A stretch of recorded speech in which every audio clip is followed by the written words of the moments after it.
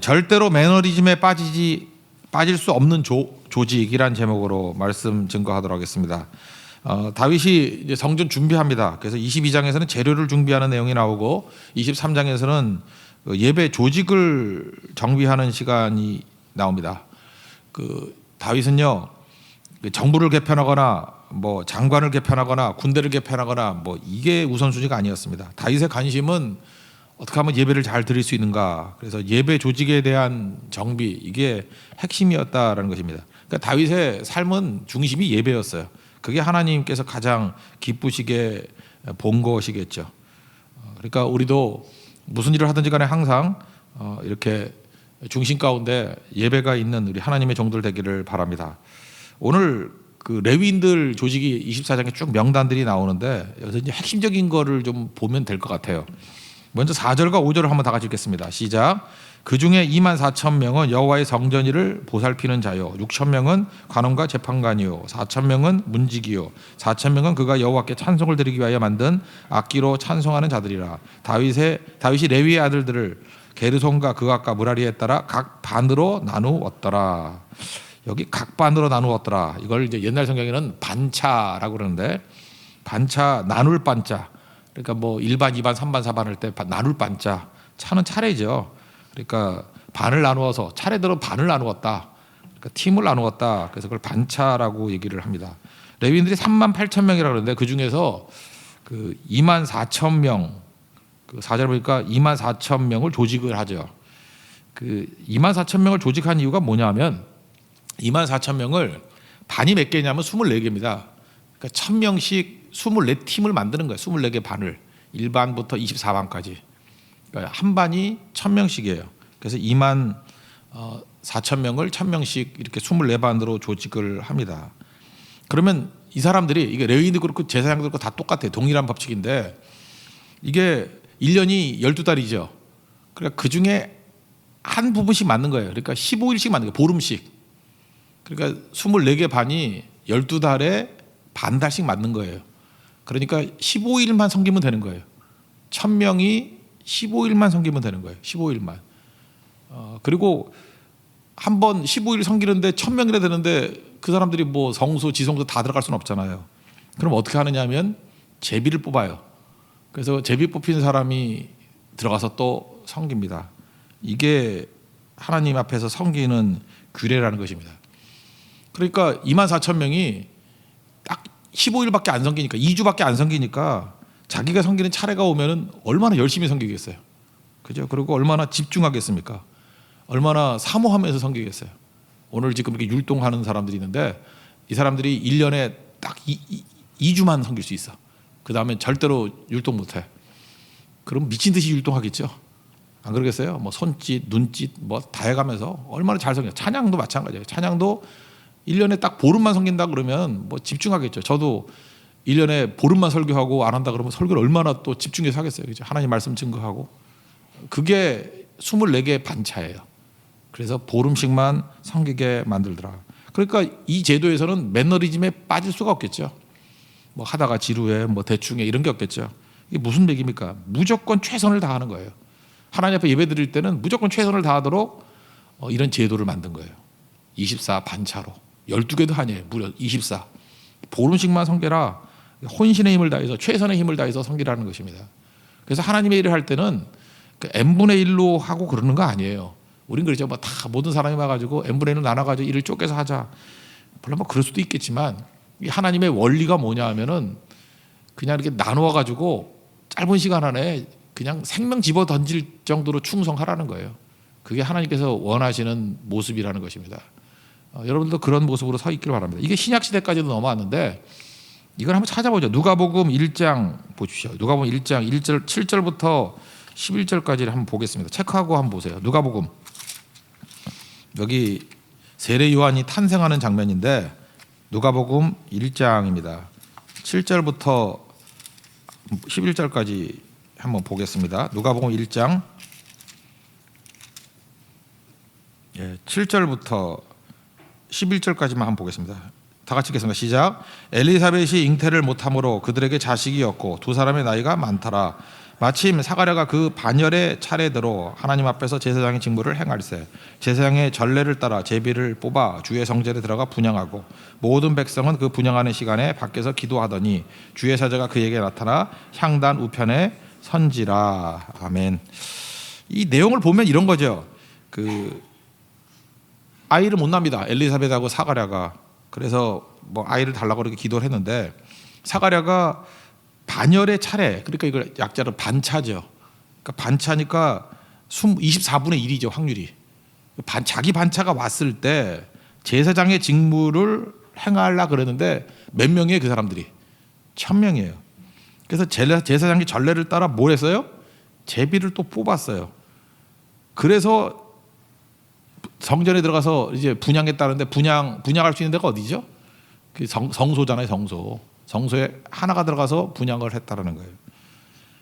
수학을 아침부터 싫어하겠지만 이 사람이, 이 사가랴가 성소에 들어가서 하나님 앞에 분향할 수 있는 확률이, 자기가 제사장임에도 불구하고 확률이 어느 정도가 되냐면 일단 24분의 1 곱하기 제비 뽑아서 1000분의 1 그러면은 24000분의 1 그러면 확률이 어떻게 되느냐? 0.00004167. 제가 계산했어요. 공이 4개예요. 0.00004167. 그 확률로 들어가는 거예요. 그때에 주의 사자를 만나가지고 장차 뭐 주의 길을 예비하는 뭐 아들을 낳을 것이다. 이름을 요한이라 하라. 뭐 이런 얘기가 나오는 거예요. 그러니까 누가복음 1장을 읽으면서 와, 이건 엄청난 확률 가운데 하나님께서 사가랴를 만나 주시고 이렇게 일하시는 거구나. 이게 자체가 기적인 거거든요.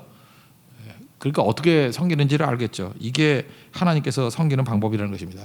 좀 설명을 한다 그러면 레위 아들 가운데 레위 아들이 3명이 있거든요. 게르손이 있고 그핫이 있고 보통 고핫이라고 말하기도 하고 무라리가 있는데 똑같이 나눈 게 아니에요. 그래서 게르손 자손이 좀 숫자가 많은가 봐. 그래서 거기는 10개 팀이 10개 조가 나오고 그핫 자손에서는 4개 조가 나오고 9개 조가 나오고 그다음에 무라리에서는 5개 조가 나와요. 그래서 합쳐가지고 24개 조.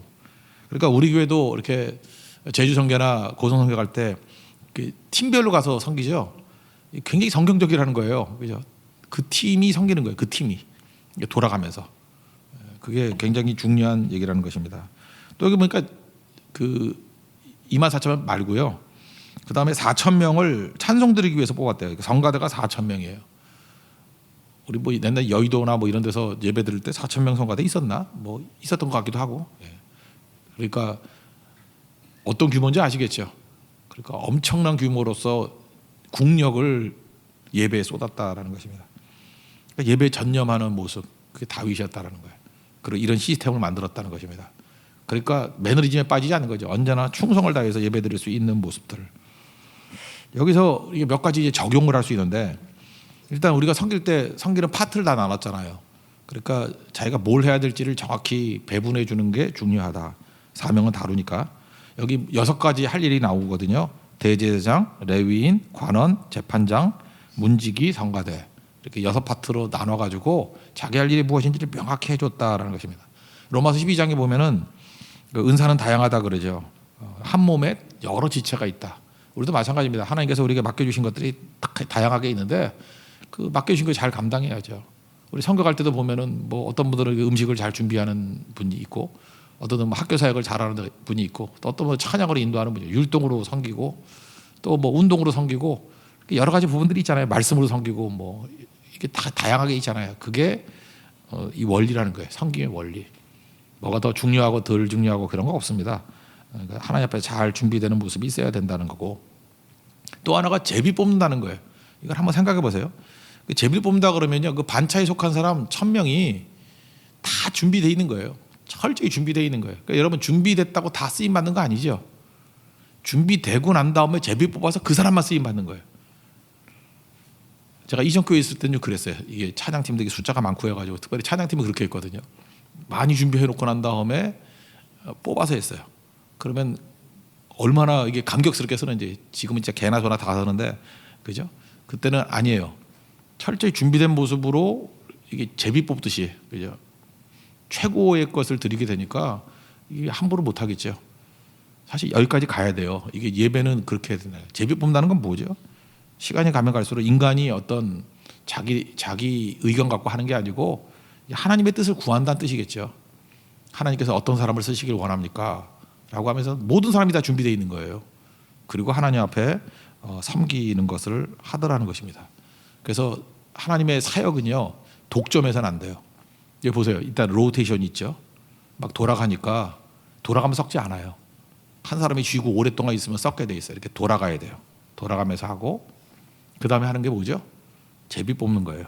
하나님께서 택하신다는 거예요. 그러니까 로테이션하고 제비 뽑는데 인간의 장난이 들어갈 데가 어디 있어요? 누구 친한 사람이라 그러고 누구 밀어주고 이런 게 어디 있겠냐고. 그러니까 이렇게 제도화시켰다는 게 굉장히 중요합니다. 그래서 사실은 역대상 23장 같은 말씀은 이게 의미 없는 말씀이 아니라 이런 제도를 받아들여서 이제 교회에 녹여야 되겠죠. 이 원리. 이거는 사람이 좌지우지하는 조직이 돼서는 안 되고 하나님이 택하신 하나님 앞에서 언제나 매너리즘 없이 최선을 다하고 열정적으로 뜨겁게 뛸 수 있는 것이 무엇인지를 발견해내는 것. 이걸 적용하는 게 되게 중요하다는 것입니다. 이런 지혜를 가지고 잘 섬길 수 있는 우리 하나님의 종 되기를 바랍니다. 또 한 가지만 더 살필게요. 영성 유지 방법인데 그럼 레위인들이 어떻게 이렇게 영성을 유지하게 되느냐? 30절부터 32절까지 마지막 3절 한번 읽겠습니다. 시작. 아침과 저녁마다 서서 여호와께 감사하고 찬송하며 또 안식일과 초하루와 절개 모든 번제를 여호와께 드리되 그가 명령하신 규례의 정한 수요대로 항상 여호와 앞에 드리며 또 회막의 직무와 성소의 직무와 그들의 형제 아론 자손의 직무를 지켜 여호와의 성전에서 수종두는 것이더라. 그러니까 레위인의 영성의 핵심이 뭐냐? 여기 보세요. 아침과 저녁마다 서서 감사하고 찬송하는 거예요. 그러니까 영성 유지는 딴 거 아니에요. 그냥 아침과 저녁 계속 예배 드리는 거예요. 정기적으로, 레귤러리. 이게 되게 중요한 거죠. 그러니까 여러분들 교회에서도 무슨 일꾼 뽑고 그러면 누굴 뽑아야 되냐면 예배 안 빠지는 사람 뽑는 거예요. 예배. 그리고 새벽에 나오고 철야 나오고 수요일 나오고 이렇게 레귤러리.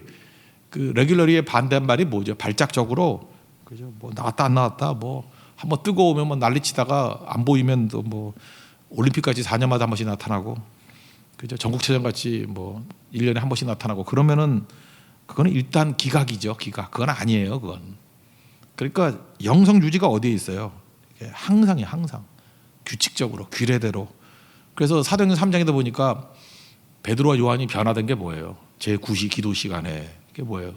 규례대로 그죠? 이렇게 레귤러리 규칙적으로 갔다라는 거예요. 그러니까 신앙은 규칙적으로 하는 거예요. 왜 특별 새벽 기도를 하죠? 일반 새벽 기도 하자고. 그런데 특별 새벽 기도를 여전히 특별하게만 여기는 사람들은 성장 없어요. 그런 사람이 무슨 능력 있게 쓰임 받을 수 있겠어요? 그러면 아침과 저녁 했던 일이 뭐냐면 감사하고 찬송했다라는 것입니다. 감사하고 찬송했다. 이거 어떻게 되냐면 우리가 언제 맨날 감사할 수 있겠어요? 언제 맨날 찬송할 수 있겠어요? 그래서 이걸 레귤러리 규례적으로 하기 위해서 필요한 게 뭐냐면 결정해야 돼. 결정. 그래서 믿음은 결정이에요. 결정하는 게 믿음이에요. 여러분 새벽기도 어떻게 나온 거예요? 나는 새벽의 사람이 되기로 결정한 거예요. 안 그래요? 여러분들 제가 오늘 아침에 나올 걸 의심하신 분들이 별로 없죠. 저도 의심을 안 했더니 여러분이 의심했겠어. 왜 나왔을까요? 결정했거든. 물론 목사니까 그런 거지만 난 나오기로 결정했거든. 그래서 안 나오면 되게 이상하게 여기잖아요. 왜 안 나왔지? 결정한 사람이니까. 여러분들도 어떤 사람이 돼야 되겠어요? 발작적인 사람이 됐으면 좋겠어요? 결정된 사람이 좋겠어요? 결정돼야죠. 그러니까 예를 들어서 율동을 시킨다 그러면 율동 왔을까 안 왔을까 이게 의심스럽다 그러면 그 자체가 벌써 문제가 있는 거예요. 결정한 사람은 항상 나와 있거든요. 그래서 가끔마다 나온 사람 빼놓고 아예 그냥 작정을 한 사람으로 재편해야 돼요. 나는 특별한 일 아니면 항상 나와 있는 사람입니다. 그 사람이 섬겨야 돼요. 그게 원리라고요. 원리. 결심해야 됩니다. 결정하는 거예요. 결정. 그러니까 감사도 마찬가지예요. 나는 감사하게 결정했습니다. 그럼 뭐예요? 그냥 감사를 찾아내는 거예요. 요즘에 진영 논리 이런 거 있는데 내가 누구 편이다 그러면 덮어놓고 지지해야 돼? 우리가 그런 거예요. 우리 하나님 편이에요. 그래서 우리는 진짜 진영이에요. 하나님 진영이야. 우리 덮어놓고 그냥 하는 거예요. 하나님 편이 하나님 무조건 옳은 거예요. 우리 다 틀린 거고.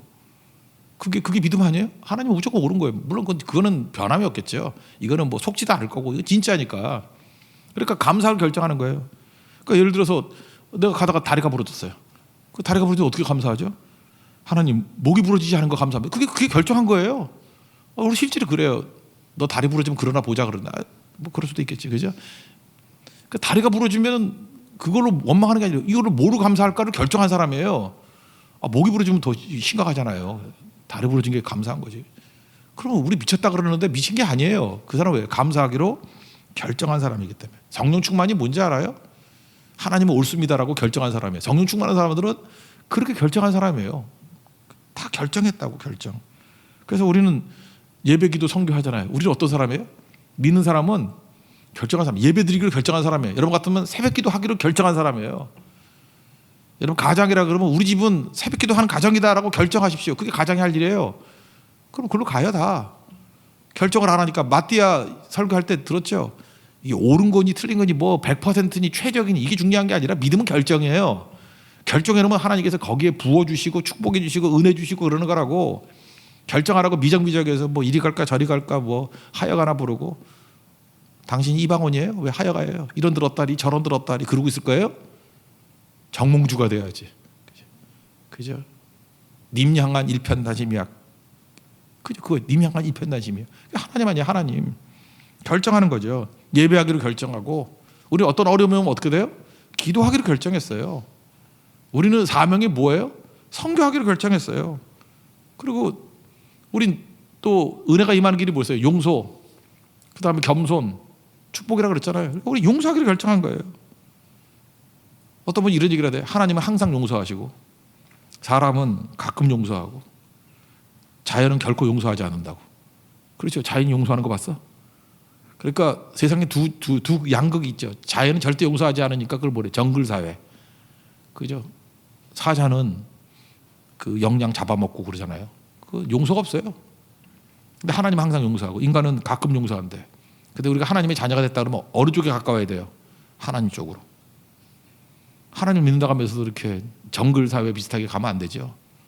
우리는 용서하기로 결정한 자예요. 그래서 우리 인간인데 어떻게 저런 인간이 다 있어.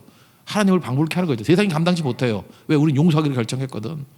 우리는 겸손하기로 결정했거든. 나는 무조건 죄인이고 나는 부족한 존재예요. 나는 불쌍한 존재예요. 하나님의 주인이시고 우린 종이에요. 다윗은 자기 종 되기로 결정했잖아요. 그래서 하나님 마음에 합한 자 아니에요. 뭐 상황 보고 떠들어요? 결정한 자인데, 믿는 건 결정한 자인데. 우리 선교하기로 결정했잖아요. 우리 선교 안 할 것 같아요? 뭐 하늘 두 쪽이라도 선교할 거예요. 선교하기로 결정한 교회니까. 결정했습니다. 결정. 또 하나 결정하세요. 여러분 친절하게 결정하세요. 좀 친절하게 사세요. 우리 집안이 안 친절하고 어떡합니까? 할아버지도 불친절했고 엄마도 불친절하고 우리 아버지는 동네에서 이름이 났어요. 그러면 그거 끊어버리고 결정을 해요. 나는 친절한 사람이야. 친절로 옷을 입어버리라고. 무조건 친절해야 돼요. 인사 잘하는 사람으로 결정하라고요. 맨날 뻣뻣해가지고 오해만 사지 말고 그냥 맨날 까딱 하면서 그거 아니면 인사하는 인형이라도 하나 사세요. 보고 배우라고. 그래서 죽어라 인사하고 죽어라 인사. 자동차에도 인사하는 인형 갖다 놓고 인사하기로 결정한 거예요. 우리 희생하기로 결정한 거예요. 제일 험한 길 내가 하겠다고. 드리기로 결정하는 거예요. 그게 바로 뭐예요? 주님 뜻대로 살기로 했네. 뒤돌아서지 않겠네잖아요. 노 터닝 백. 우리 주님 앞에서 헌신하기를 다짐하는 우리 하나님의 종 되기를 축원합니다. 자리에서 일어나겠습니다. 주님 뜻대로 살기로 했네. 그거 칠 수 있어요? 주님 뜻대로 살기로 했네.